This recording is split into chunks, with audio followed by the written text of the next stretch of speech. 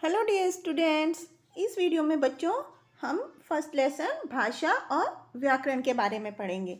भाषा क्या होती है बच्चों? जिस चीज़ से हम अपनी बात दूसरे तक समझाते हैं और दूसरे की बात समझते हैं, उस माध्यम को हम भाषा बोलते हैं। जैसे कि अब हम यहाँ पर और विस्तार से पढ़ेंगे। जैसे कि यहाँ पर एक चित्र बना हुआ है, उसमें हम देख रहे हैं कि एक ये पुलिस वाला है जो संकेत हाथ से इशारा करके कुछ वाहनों को रोक रहा है और कुछ को सीटी बजा करके आगे जाने के लिए बोल रहा है। तो ट्रैफिक पुलिस वाले ने भी यहाँ पर एक भाषा का इस्तेमाल किया है, कुछ संकेतों का इस्तेमाल किया है। तो इस तरह से जो भाषा संकेत के साथ यूज़ की जाती है उसे हम सांकेतिक भाषा बोलते हैं। और सांकेतिक भाषा का प्रयोग हम किसी विशेष परिस्थितियों में करते हैं। तो सांकेतिक भाषा को व्याकरण में भाषा की श्रेणी में नहीं रखा गया, क्योंकि संकेतों द्वारा हम एकदम सही बात बोली या समझी नहीं जा सकती। तो मानव के विकास के क्रम में पहले कुछ ध्वनियाँ बनी, ध्वनियाँ मतलब आवाज़ें बनी, और फिर धीरे धीरे भाषा का विकास हुआ।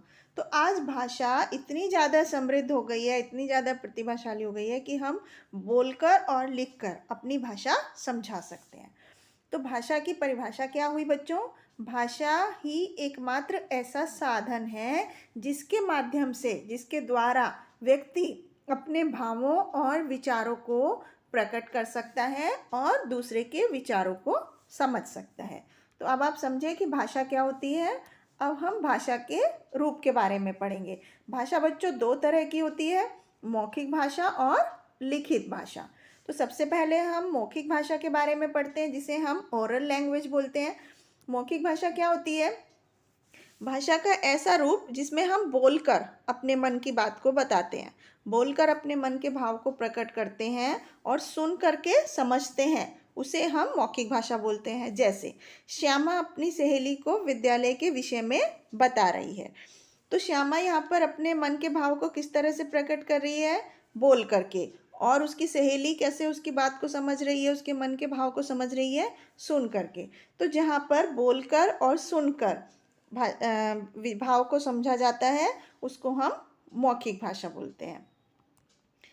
इसके बाद दूसरी भाषा होती है बच्चों लिखित भाषा। लिखित भाषा मतलब रिटन लैंग्वेज। जब हम लिख करके अपने मन के भावों को प्रकट करते हैं और दूसरा व्यक्ति पढ़ करके मन के भावों को समझता है, तब हम उसे लिखित भाषा बोलते हैं। जैसे मोहन लेख पढ़ रहा है। तो यहाँ पर क्या हुआ? मोहन ने लेख को पढ़ करके लेखक के मन के भावों को समझा और लेखक ने अपने मन के भावों को लिख करके व्यक्त किया।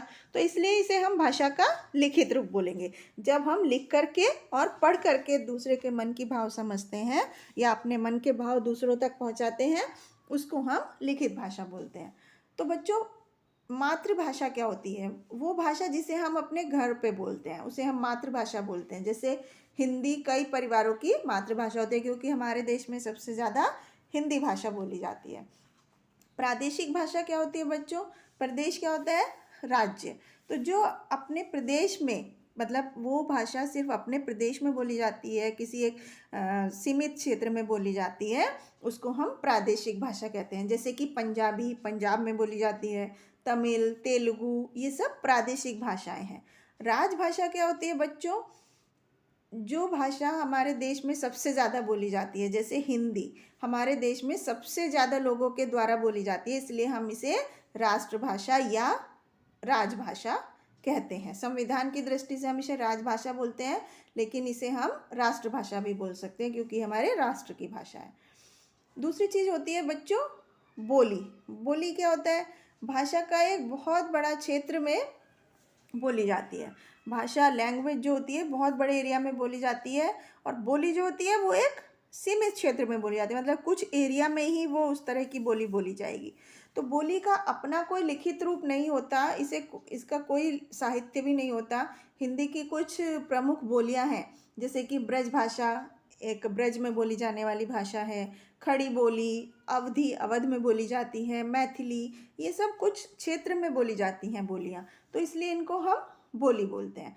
अब हम बच्चों इस बात को और विस्तार से समझते हैं कि भाषा और बोली में क्या अंतर होता है। तो भाषा और बोली में अंतर होता है। जैसे सबसे पहला अंतर होता है, भाषा का क्षेत्र विस्तृत होता है। विस्तृत मतलब बहुत बड़ा होता है। और बोली एक होती है, उसका क्षेत्रीय रूप होता है, मतलब वो एक लिमिटेड क्षेत्र में बोली जाती है, एक सीमित क्षेत्र में बोली जाती है। इसका प्रभाव क्षेत्र भाषा की का अपेक्षा सीमित होता है। भाषा में साहित्य रचना होती, साहित्य होता है, लेकिन बोली केवल बोली जाती है, उसका कोई साहित्य नहीं होता। वह बोली उपभाषा बन जाते हैं, जैसे ब्रज और अवधि। भाषा का प्रयोग सरकारी कामकाज में किया जाता है, लेकिन बोली का प्रयोग हम सरकारी काम के लिए नहीं करते हैं, बल्कि किसी क्षेत्र विशेष के जन सामान्य के आपस में व्यवहार या विचारों के आदान प्रदान में किया जाता है बोली का प्रयोग। अब हम बच्चों अलग अलग भाषाओं के बारे में पढ़ते हैं। विश्व के अलग अलग देशों में बहुत सारी भाषाएं बोली जाती हैं, अलग अलग भाषाएं बोली जाती हैं। जैसे इंग्लैंड और अमेरिका में अंग्रेजी बोली जाती है, जापान में जापानी बोली जाती है, रूस में रूसी बोली जाती है। इसी तरह से भारत के अलग अलग प्रांतों में भी अलग अलग भाषाएं बोली जाती हैं। अब बच्चों इसके बाद हम पढ़ते हैं लिपि के बारे में। लिपि क्या होती है? पहले भाषा का केवल मौखिक रूप था, लेकिन उसका कोई लिखित रूप नहीं था। तो धीरे धीरे बोली जाने वाली आवाज़ों के लिए हमें कुछ चिन्ह निश्चित किए जाने लगे। चिन्ह मतलब कुछ संकेत, कुछ निशान, तो जिनको हम वर्ण या अक्षर कहने लगे। तो इन्हीं के द्वारा भाषा के लिखित रूप या लिपि का निर्माण हुआ। तो बच्चों लिपि क्या हुई? किसी भाषा के लिखने की विधि को, कोई भाषा किस तरह से लिखनी है, उसको हम लिपि कहते हैं। तो विश्व में, पूरी दुनिया में सभी भाषाओं को लिखने का ढंग अलग अलग होता है, इसलिए अलग अलग भाषाओं की लिपियां भी अलग अलग होती हैं। जैसे हिंदी, संस्कृत, गुजराती, मराठी, नेपाली भाषाओं की लिपि देवनागरी है। अंग्रेजी रोमन लिपि में लिखी जाती है। उर्दू फारसी लिपि में लिखी जाती है। पंजाबी भाषा गुरुमुखी लिपि में लिखी जाती है। तो अब हम कुछ अलग अलग लिपियों के रूप पढ़ते हैं। जैसे गुरुमुखी।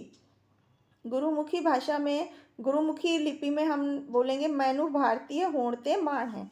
तो ये भाषा क्या हुई इसकी? पंजाबी। पंजाबी भाषा में है ये, लेकिन इसकी जो लिपि है वो गुरुमुखी है। इसी तरह से देवनागरी लिपि में हम मराठी भाषा का प्रयोग करके वाक्य लिखेंगे, मी भारतीय आहे याचा मला अभिमान आहे।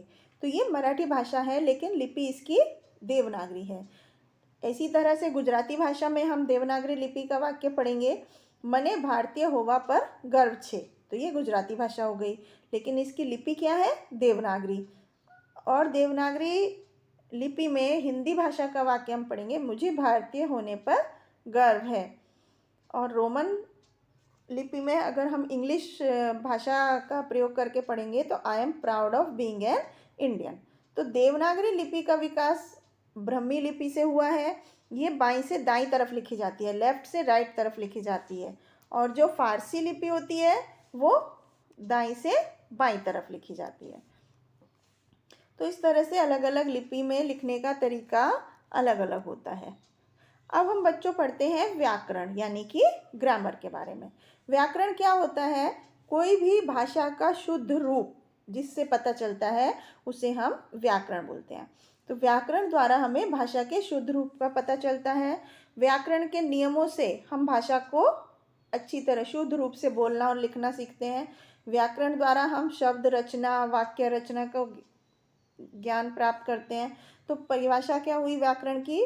भाषा के शुद्ध रूप और उसके शुद्ध प्रयोग का ज्ञान कराने वाला शास्त्र व्याकरण कहलाता है। मतलब जिससे हम भाषा को शुद्ध रूप में लिखना और प्रयोग करना सीखते हैं, उसको हम व्याकरण बोलते हैं। तो भाषा पहले प्रयोग में आती है और उससे शुद्ध रूप देने के लिए व्याकरण तैयार किया जाता है। तो मोटे तौर पर व्याकरण में भाषा का अध्ययन हम 3 स्तरों पर करते हैं, वर्ण विचार, पद विचार और वाक्य विचार। तो व्याकरण का ज्ञान ही हमें किसी भाषा को शुद्ध और प्रभावशाली रूप में उपयोग करने के योग्य बनाता है। और व्याकरण के ज्ञान द्वारा ही किसी दूसरी भाषा को हम जल्दी से सीख सकते हैं और शुद्धता पूर्वक, मतलब एकदम परफेक्टली उसका प्रयोग भी हम कर सकते हैं। तो बच्चों इस लेसन में हमने क्या क्या चीज़ें पढ़ी?